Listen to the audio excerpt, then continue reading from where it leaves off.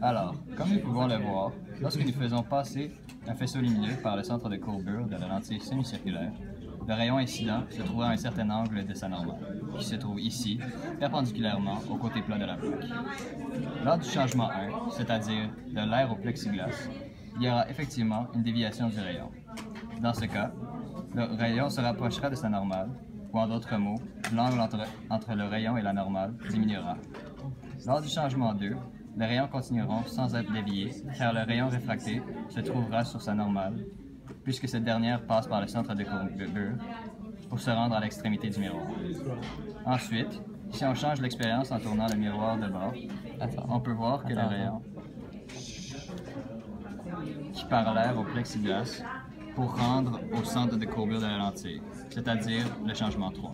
Ne subit aucune déviation car il se trouve, ou plutôt, il passe par sa normale.